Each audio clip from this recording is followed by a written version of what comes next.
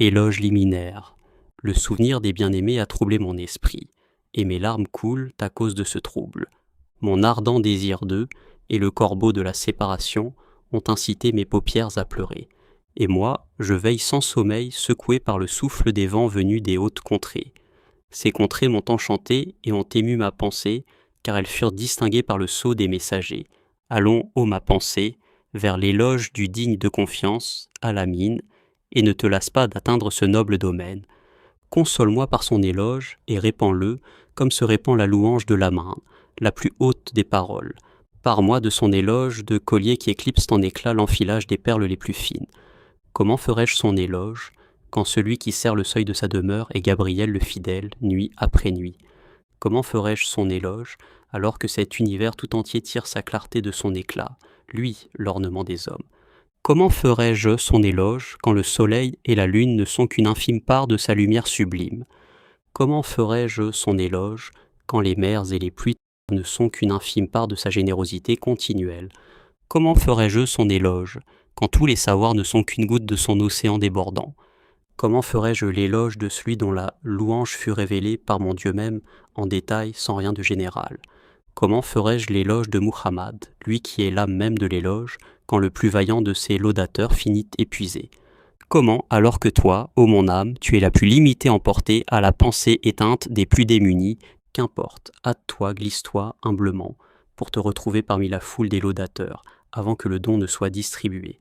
Lève-toi, hâte-toi, et implore le secours du Seigneur Maître. Quel excellent secours que celui du détenteur de la majesté.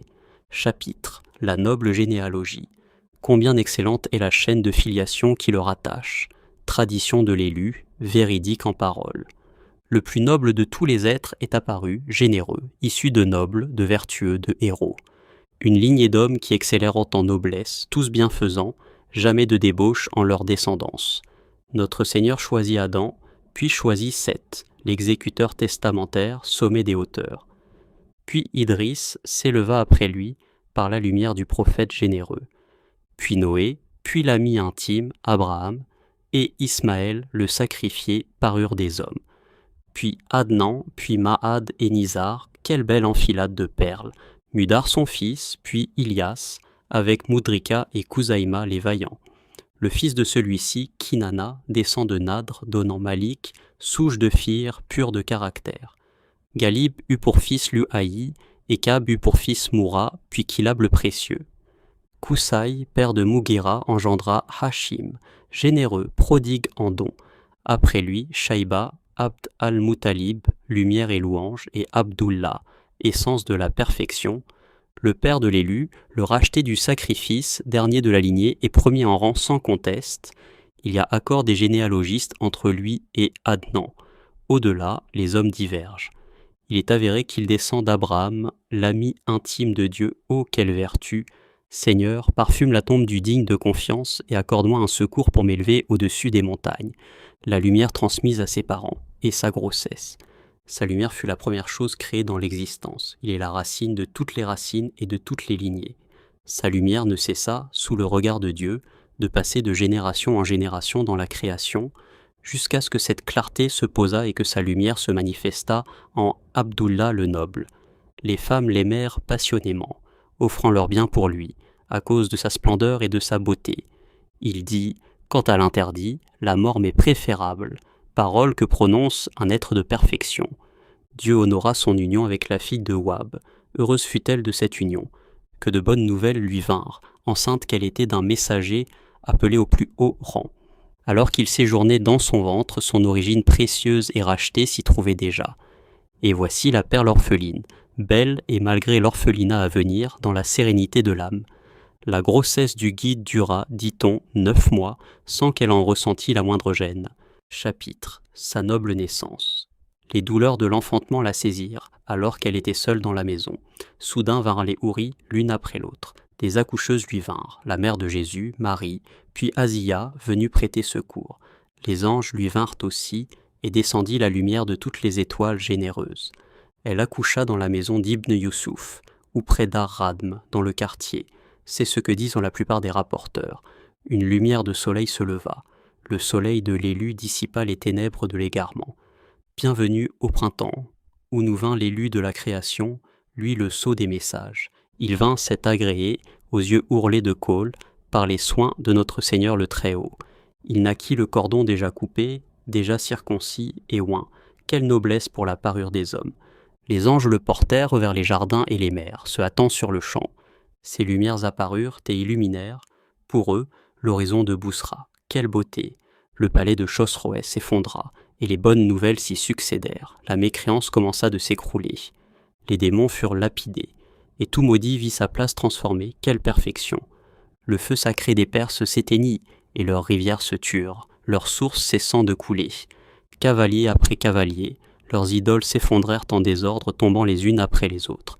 Une naissance qui stupéfia les esprits, signes annonciateurs de l'élu, généreux entre tous. Bienvenue, 1000 fois bienvenue à celui qui vient à la suite des prophètes. Bienvenue à la générosité éclatante et abondante. Heureuse aussi la fille de Wahb, qui enfanta, en ce sceau des prophètes, une pureté limpide.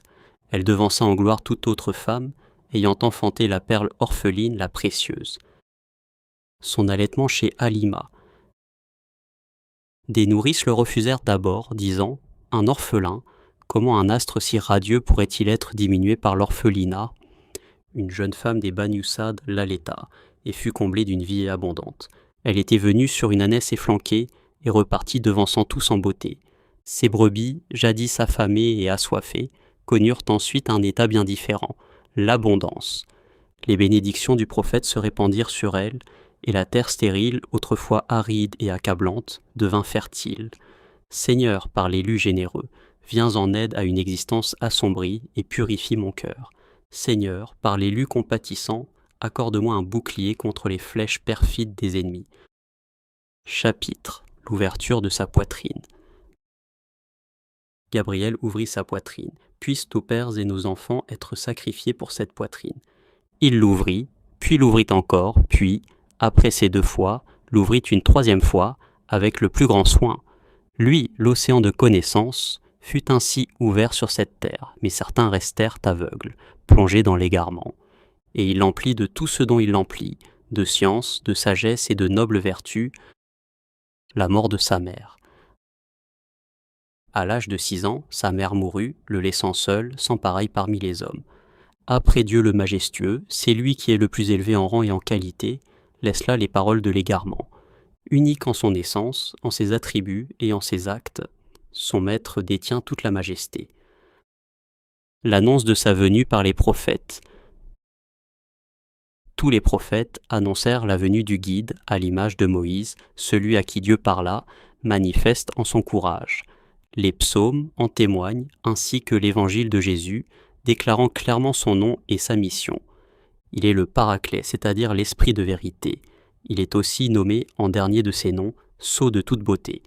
Muna, Mana et Amtaya sont, parmi ses derniers noms, ceux de Taha dans les Écritures, sans nul doute.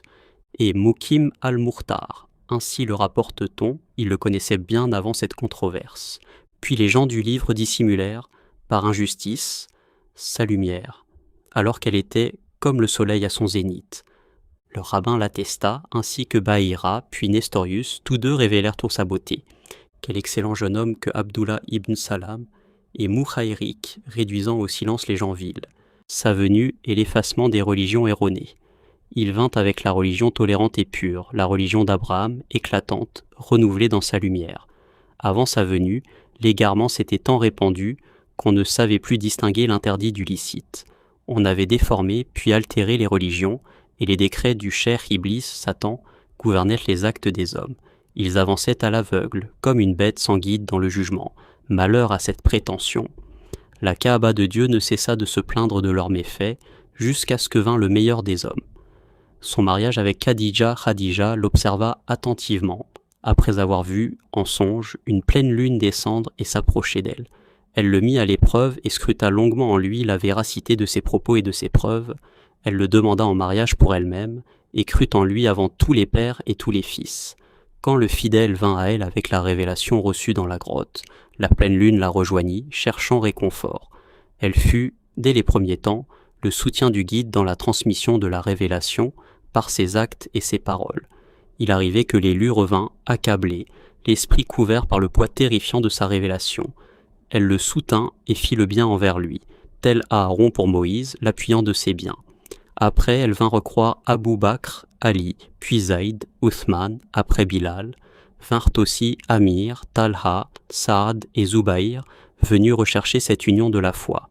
Ibn Auf, Ubaïda et Saïd, puis Hamza l'oncle, lion au jour du combat, puis l'imam Al-Farouk, Oumar, les rejoignit, suivant l'élu avec droiture. La religion s'éleva après la conversion de celui-ci. Par cette religion généreuse, il s'éleva lui-même. Et des femmes crurent aussi Dat an-Nitaqain, Asma, Al-Fadl et la mère d'Ayman, la généreuse. Après la mère des croyants, Khadija, d'autres femmes encore, toutes précieuses. L'hostilité croissante de Quraysh et la première émigration vers l'Abyssinie. Puis quand la mission d'Abu al-Qasim, le prophète, s'étendit, Quraysh redoubla ses complots meurtriers. Ils s'en prirent violemment aux uns, torturèrent les autres, hélas pour Yassir et Bilal, hélas pour l'élu, quand Uqba vint à lui, l'infligeant une douleur avec arrogance. Leur persécution s'intensifia, mais ils ne purent en le détourner de son appel matin et soir. Les compagnons émigrèrent vers l'Abyssinie, tandis que Taha ne fut point ébranlé, ferme comme les montagnes. Il invoqua Dieu, qui exauça son invocation. Tous ses ennemis devinrent comme sa propre famille. Chapitre, le voyage nocturne à l'Isra. Puis vint la nuit du voyage nocturne, où il s'éleva sur Al-Borak et obtint l'union la plus pure. Récite à son sujet. Il s'approcha, puis se pencha. Ce n'est point une proximité spatiale, comprend bien cette parole.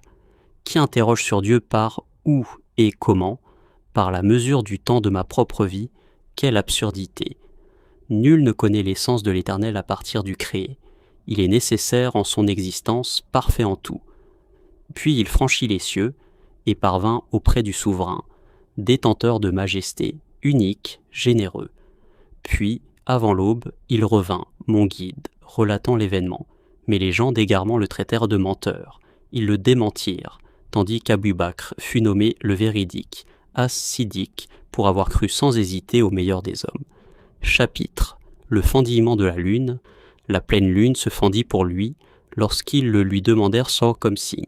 Mais après qu'elle se fut fendue, ils refusèrent de croire, s'obstinant dans leur égarement.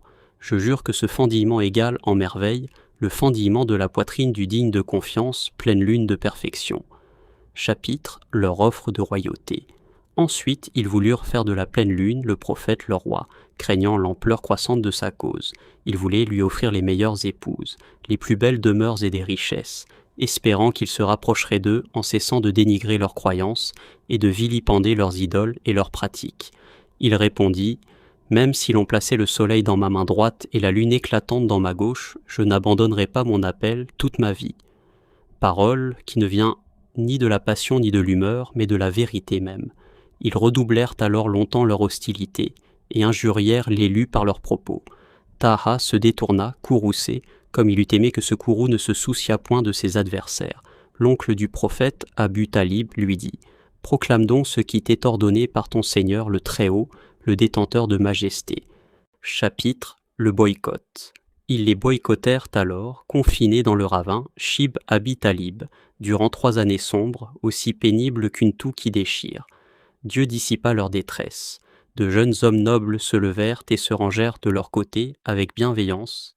C'étaient Hicham, Zama, Zuhair, Abu al-Bakhtari et Mutaim. C'est ce que l'on rapporte. Chapitre, la mort d'Abu, Talib et de Khadija. Puis après cela, souffla le vent de la mort sur l'oncle bien-aimé, ce proche confident. Il fut un bouclier pour l'élu, il fut un soutien constant, sa conduite, envers, égalerait l'enfilage des perles. Puis mourut Khadija, alors que les ennemis redoublaient leur persécution et leur combat contre lui. À sa mort, le guide fut affligé et abattu de chagrin, car elle était la mère de ses enfants. Elle fut la mère de tous ses enfants, à l'exception du seul Ibrahim, d'un rang si élevé. Chapitre, sa sortie vers Takif. Le meilleur des créatures se dirigea vers Takif, mais on lui désobéit, on le maltraita à coups de pierre. Les enfants le lapidèrent et Zaïd ibn Haritha le protégea de son corps, tandis que le sang coulait de ses membres. Il invoqua alors Dieu de leur accorder la faveur de la guidance, car la pleine lune, le prophète, est un océan de perfection. Chapitre. La grande Hégire et la nostalgie du poète pour ces lieux. Il vint à Taïba, Médine, par ordre divin. L'élu y trouva force dans ses demeures accueillantes. Les fils de Kaïla, les Ansars, s'écrièrent de joie lorsqu'ils honorèrent l'élu, l'ami sincère, de leur accueil. Ils le secoururent, l'hébergèrent, et plus encore l'accueillirent avec amour, lui offrant leurs biens. Ils l'honorèrent et le respectèrent tous, se soumettant entièrement à sa parole. Les fils de Kaïla s'écrièrent de joie encore, lorsqu'ils demandèrent à être abreuvés à la source abondante de sa générosité. Puis le prophète se leva et retourna le manteau noble qu'il portait lors de la prière pour la pluie. Alors les nuées chargées de pluie déversèrent sur eux leurs averses, jour et nuit. Il plut, il bruina, il se déversa, sans discontinuer, perpétuellement, sans interruption. Des nuées traînèrent leurs pans sur eux, quelles nuées admirables et quels pans. Les gens vinrent alors se plaindre du tort qu'elles causaient, à force de déversement et de pluie continue. Le prophète dit alors aux nuages, « Cessez » et déplacez l'eau vers les alentours. Aussitôt les nuages se dissipèrent, on s'émerveilla qu'ils eussent compris sa parole. La terre de Taïba resplendit alors de lumière, de floraison et d'éclat. Quelle beauté! Ces lieux qu'a foulé le pied de la pleine lune m'emplissent de nostalgie, non les gazelles du désert, comme le chantent les poètes anciens. Taïba m'a exténué de son glaive affûté, non les beaux yeux des belles d'antan. Je suis pour elle comme l'amoureux légendaire Gaïlan. Si elle apparaissait, le roc lui-même se fendrait de saisissement. Elle m'emplit de désirs, mais m'en détourne l'abondance de mes péchés. Pourtant sa nostalgie demeure gravée en mes entrailles. Elle m'emplit de désirs, alors que je n'ai ni provision de piété suffisante, ni provision de bien. Hélas, pour moi, si je ne visite pas Taïba la resplendissante, c'est là mon vœu, c'est là mon remède. Seigneur, accorde-moi de la visiter, après m'être dépouillé de mes vices et paré de vertus, dans une sincérité précieuse. Seigneur, accorde-moi de la visiter sans orgueil, en ma jeunesse encore, voilà mon plus cher souhait. Seigneur, accorde-moi de la visiter, puis accorde-moi ton regard bienveillant, à jamais, sur mon âme et mes biens. Et moi, je demeure sans cesse épris d'elle, tantôt lorsque le vent du nord me l'approche. Et elle, telle une chamelle robuste, ainsi la croirais-tu, quand Taïba approche, dans toute la force de sa beauté. Elle pressa le pas, s'emballa, tendit le cou puis ralentit, tel un soleil annonçant son déclin. Nous fîmes halte dans la demeure du meilleur des hôtes visités. Quelle excellente halte que celle-ci! Ô prophète de la guidance Muhammad, ô loueur, ô effaceur du mal, toi dont le caractère est comme des perles enfilées, ô rassembleur, ô ultime, ô Ahmad, ô Taha, le désir de toi a rongé ma poitrine. Mon œil souffre, et mon remède serait ta présence. Où trouverais-je auprès de vous un tel état? Ibrahim, fils de Abdullah, sollicite de toi le succès de cette union. Ô Abu al-Qasim le généreux, père de tous, accorde-moi d'atteindre l'union la plus pure. Connaîtrai-je, dans ma vie, des soirées dans la douceur d'une terre que même les hauts jardins du paradis ne surpassent pas? Une terre habitée par les visites répétées de Gabriel, porteur des versets de Dieu, avec Mikaïl. Une terre sanctifiée par le contact de l'élu, matin et soir. Une terre d'où jaillirent des sources de science, par la main du détenteur de majesté. Une terre pour laquelle les braises du désir s'embrassent dans le cœur. Il en est ainsi, c'est mon état. Tu es douce et pure, ô Taïba, terre à laquelle j'offrirai le plus pur des saluts, nuit après nuit. Rien n'étanche le cœur de l'amant, sinon de couvrir sa joue de poussière sur ton sol sublime. Chapitre. Les expéditions, les campagnes et les envoyés au roi, le jour de Badr. Puis vint congé, par permission divine, de combattre les mécréants et les ignorants. La pleine lune se leva le jour de Badr, avec Badr, parmi des guerriers pareils aux étoiles du désert. Les anges lui vinrent, Gabriel parmi eux, disant « Avance, ô monture céleste, vers le combat ». Le secours de Dieu lui suffisait, mais les cœurs se rassurèrent par cette descente des anges. Ils firent des mécréants, tous, des captifs, puis des morts. Le sang coula comme un torrent. Ils les dépouillèrent de leur vie et de leurs biens, quand leurs cœurs endurcis n'eurent aucune pitié. Le prophète miséricordieux s'affligea devant leur obstination quand ils désobéirent au maître généreux et protecteur. Il leur jeta de sa main une poignée de gravier, c'est en réalité leur maître qui les frappa d'un châtiment, le jour où fut sacrifié le bélier précieux à Bujal pour un jour de louange et de glorification. Ô gens de Badr, faites désormais ce que vous voudrez. Le détenteur de majesté a décrété votre pardon. Ce ne fut pas une simple expédition, mais une victoire éclatante. À Badr, toutes les guerres suivantes parurent comme un croissant, par comparaison. Puis il retourna à Taïba après la déroute ennemie, cette armée en son sein, avec le meilleur des chefs. Chapitre, la bataille du Hud. Puis ils revinrent, par ignorance, le jour du Hud, en une armée nombreuse, chevaux et chameaux. Ils furent vaincus de nouveau et connurent l'humiliation, tandis que s'élevait le rang des croyants. Ils désobéirent à Taha, alors que Dieu voulait pour eux la meilleure des issues en ce combat redoutable.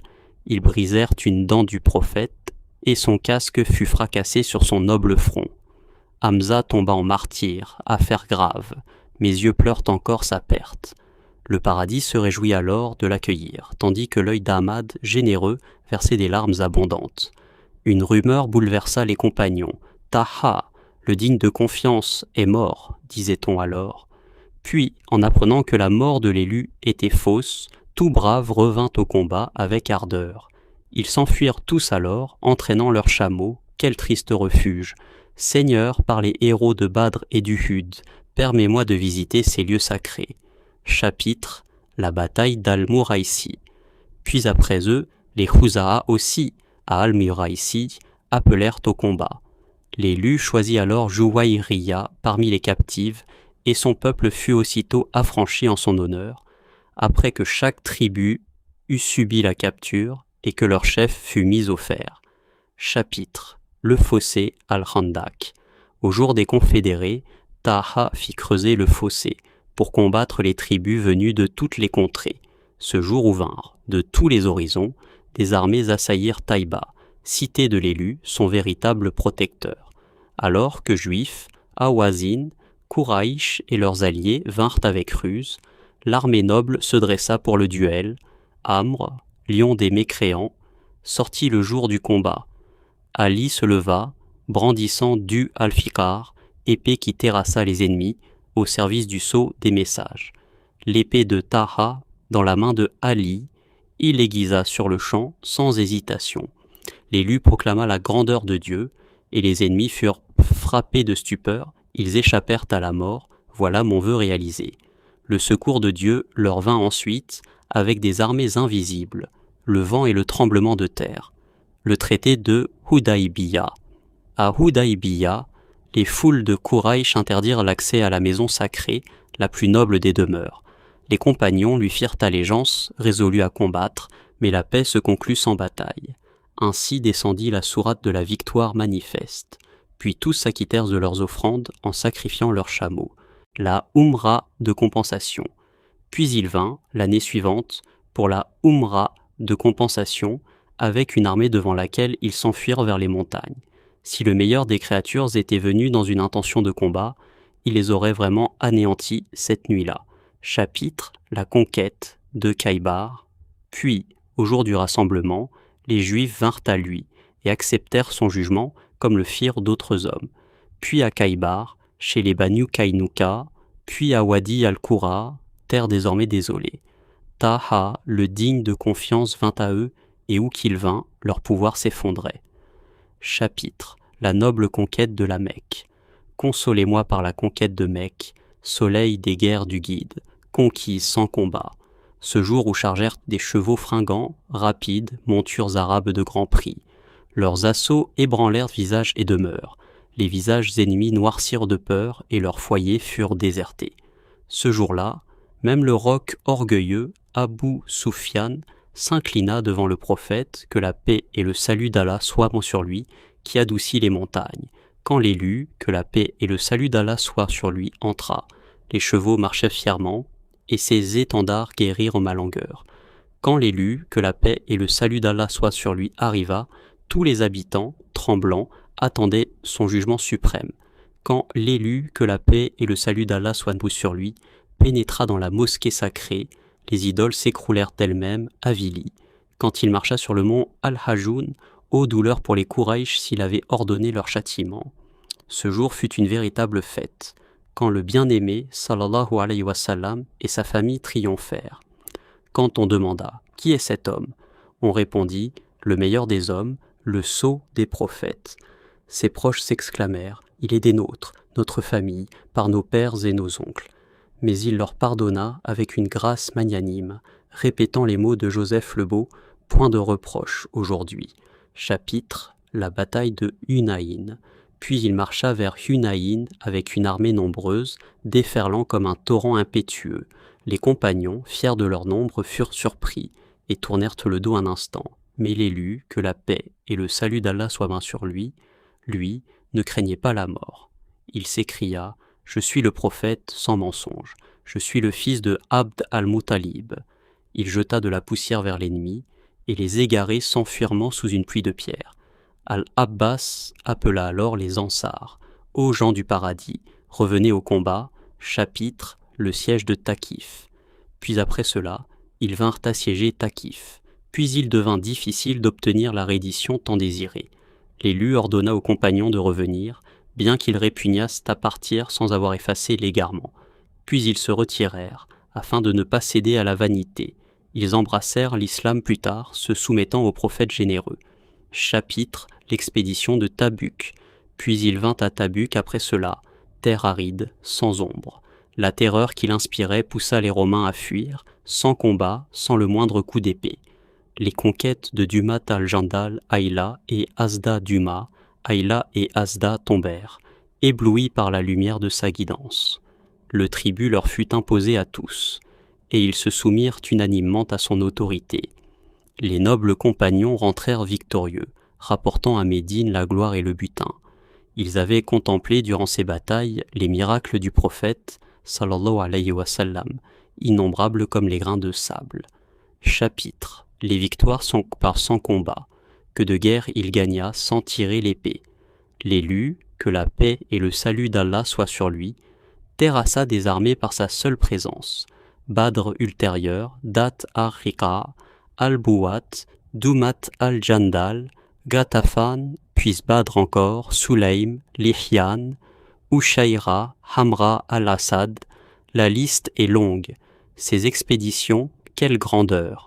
La bataille d'Al-Raba, As-Sarik et bien d'autres. 40 expéditions, dit-on, ou 70 selon les savants. Les messages au roi. Puis l'imam, que la paix et le salut d'Allah soient sur lui, envoya des émissaires aux souverains des contrées, les appelant à l'islam. Chaque messager parla leur langue sans difficulté, comme inspiré par les anges. Les délégations reçues par le prophète, sallallahu alayhi wa sallam. Des délégations vinrent de tous horizons, nobles, courageux, illustres. Ils témoignèrent de sa générosité et repartirent. Compagnons de l'élu, sallallahu alayhi wa sallam, le sceau des prophètes, le pèlerinage d'adieu. Contemplez ces pèlerinages, et souvenez-vous de celui de l'adieu, où les cœurs furent purifiés. Ce jour-là, Dieu paracheva notre religion et agréa l'islam comme voie sans égarement. Un pèlerinage où ses compagnons, tels des nuages, dispensèrent des flots de bénédictions sur les peuples. Ce fut le meilleur des pèlerinages, n'eût été l'adieu. Mes larmes coulent encore à son souvenir. L'élu, sallallahu alayhi wa sallam, noble et généreux, informa ses compagnons de son départ prochain vers le bien-aimé, Dieu. Ils accomplirent leur pèlerinage, s'acquittèrent de leurs dettes. Quelle perfection dans leurs actes! Quand ils tournèrent autour de la maison sacrée, leurs cœurs s'élevèrent plus haut que les montagnes. Ils parcoururent entre Safa et son frère Marwa, recevant les grâces de la miséricorde. Ils atteignirent Arafat et Mina, guidés par l'élu, sallallahu alayhi wa sallam, avant son ultime voyage. Ô combien sublimes sont les lieux saints de Taha! Si seulement je pouvais les visiter sans relâche. Chapitre Quelques-uns de ces miracles, que les prières et bénédictions divines soient sur lui, Dieu confirma sa prophétie par des signes éclatants. De ses doigts jaillirent des flots d'eau comme des pierres et du sable. Certains miracles surpassèrent ceux des prophètes précédents. De sa main généreuse coulaient des torrents de grâce. Quand il apparut, les regards se divisèrent, les uns reconnurent la lumière, les autres s'obstinèrent dans l'aveuglement. Comme un soleil ressurgit après son coucher, ou un nuage porteur d'ombre bienfaisante. La connaissance de l'invisible lui fut accordée. Pour lui, l'avenir était aussi clair que le passé. Il ressuscita les morts par son invocation, et les montagnes lui adressèrent leurs salutations. Sa main guérissait la cécité et les maladies incurables, redonnant la vue aux aveugles et la santé aux malades. Les cailloux glorifiaient Dieu dans sa paume, et les mamelles desséchées se remplissèrent de lait. De son vase, une poignée d'eau désaltéra des armées, alors que sans lui, des milliers de mesures auraient été insuffisantes. Le petit pot de farine qui rassasia des milliers, sans son intervention, on l'aurait jugé négligeable. Demandez à Abu Huraïra du panier de dattes. Interrogez le petit enfant sur son fouet miraculeux. À Badr, Ukasha reçut une lance de fer qui surpassait toutes les armes, une outre d'eau qui désaltéra des armées. Par le simple toucher du bien-aimé, que la paix et le salut d'Allah soient veillant sur lui, quel Seigneur sublime, et Salman qui compléta sa foi par une modeste offrande, alors que la religion est exigeante. Des palmiers qui fructifièrent en un an, pour celui qui avait offert ses 2 mains pleines. Son pied dur comme le rocher fit jaillir l'eau dans le sable, le roc devint source. Des peaux tannées qui dansèrent d'allégresse en entendant l'appel à la soumission divine. Une montagne qui aima tendrement les élus, sallallahu alayhi wa sallam, et parmi les montagnes, elle fut la plus aimante. Comment l'aimant ne danserait-il pas quand il effleurait le corps du bien-aimé sans hésitation ? Si la poussière foulée par ses pieds les m'était montrée, je danserais d'allégresse sans jamais me lasser. Ô Seigneur, permets-moi de toucher le corps de Taha, après avoir baisé sa main généreuse. Souvenez-vous du tronc d'arbre qui gémissait de nostalgie et de l'ombre qui s'inclinait vers lui avec tendresse. Combien d'arbres vinrent à son appel, se déracinant quand les nobles l'invoquaient. Une brebis lui parla pour l'avertir d'un poison, et un lézard devint docile comme une gazelle. Un loup garda les troupeaux après avoir parlé, envoyé comme berger par l'ordre du prophète. Que la paix et le salut d'Allah soient là sur lui. Ses compagnons furent comblés de bonheur. Ils sont les étoiles guides pour toutes les générations. L'eau salée devint douce par son crachat. L'abondance jaillit de la rareté. Il changea l'eau en beurre et en miel, transforma le musc en eau pure. La liste de ses miracles est longue, chaque récit est une preuve éclatante. Son visage brillait comme le soleil, sa seule lumière suffirait comme miracle indiscutable. Je dis, il suffit que Dieu le mentionne. Méditez cela, matin et soir. Chapitre, la mort du bien-aimé, sallallahu alayhi wa sallam. Le soleil de la religion déclina quand Taha, sallallahu alayhi wa sallam, quitta ce monde, et les ténèbres de l'égarement enveloppèrent l'univers. Après lui, les obscurités s'étendirent, plus de lumière pour nous, si ce n'est les étoiles filantes des nuits. Nous demeurâmes, frappés par son absence, submergés par une douleur incommensurable. Les mots manquent pour décrire Taha, que la paix et le salut d'Allah soient sur lui, car depuis que nous l'avons perdu, le monde est sans pareil. Mais dans sa tombe, il vit encore. Taha, que la paix et le salut d'Allah soient sur lui, n'est pas mort, il a seulement changé de demeure. Il demeure éternel en Dieu, avant la mort comme après, dans tous les états, présents à jamais. Combien d'hommes ont vu l'élu, sallallahu alayhi wa sallam, après sa disparition, sous des formes variées, sans aucune ambiguïté. Comment pourrait-on enterrer la pleine lune ? Enterre-t-on un vivant comme on enterre les morts ? Seuls les véritables savants ont hérité de Taha, sallallahu alayhi wa sallam. Ils ont reçu son savoir, non ses biens matériels. Chapitre, l'intercession par le prophète, que la paix et le salut d'Allah soient sur lui, et sa famille, que Dieu l'élève en honneur, grandeur, majesté et gloire, ô Abu al-Qasim le généreux, et toi, Ibrahim, fils de Abdillah, ô toi qui possèdes toute beauté. Par vous, de vous et vers vous, je dirige mon appel, mon aspiration et ma demande. Par la dame des vertus, Fatima, Ruqayya aussi, Kulthum et Zainab la noble, et par le père des 2 petits-fils, Ali, élevé en dignité, lui dont le manteau recouvre toute perfection. Dieu a voulu purifier toute souillure de vous, vous purifiant, ô Seigneur des nations. Votre amour consume mon être et épuise mon corps, ô gens de la maison, ô familles de la générosité, et par tes épouses, les premières en vertu, dont nul parmi les hommes n'atteindra le rang. Précurseurs, Khadija les a toutes devancées dans l'obtention de ces hauts degrés.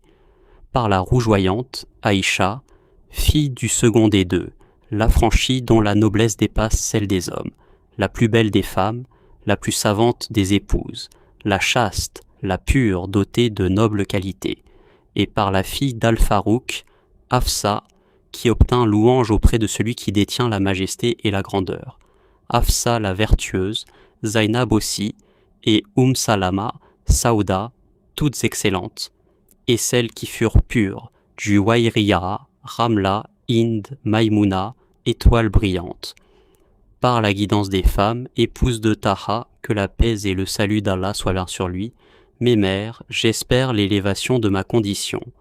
Et par As-Siddiq, Abou Bakr, puis par la justice, Umar, par le pauvre pour Dieu, Uthman, puis par le courageux, Ali, et par tous les compagnons sans exception, accorde-moi mon vœu, exauce ma demande, donne-moi une foi droite, une nostalgie sans cesse croissante, et une passion pour le licite. Ô Seigneur, fais-moi profiter de l'océan de Taha, sallallahu alayhi wa sallam, des flots successifs de sa grâce infinie.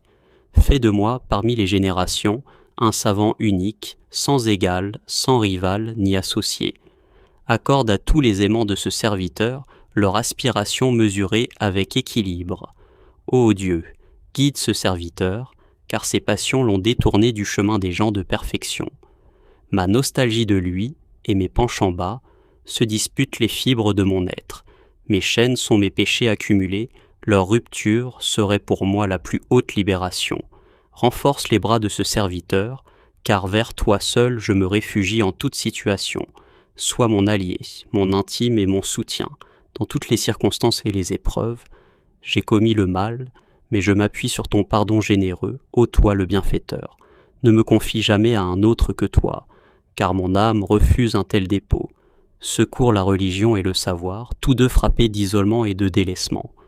Les gens de ce temps se sont ligués pour abandonner la science et la foi, avides de biens matériels. Ô Seigneur, ce faible serviteur aspire à se plonger dans la science jusqu'à l'épuisement. Protège-le, protège chaque racine et branche, chaque frère et chaque compagnon, ô toi qui transformes les situations. Intercède pour nous, ô meilleur des créatures, au jour où les cheveux des enfants blanchiront d'effroi. Ô intercesseur des intercesseurs, quand les gens seront précipités dans les affres et les terreurs, maître des mondes, sans prétention, refuge des humbles, océan de générosité. Nous venons à toi, et le polythéisme dit « vers vous », avec un peu de louange, épuisé par l'effort. Ce n'est pas étrange si je faiblis, car avant moi, les panégyristes ont été à court de mots. Les éloquents et les langues t'ont loué, mais tous sont incapables de décrire un dixième de ta beauté.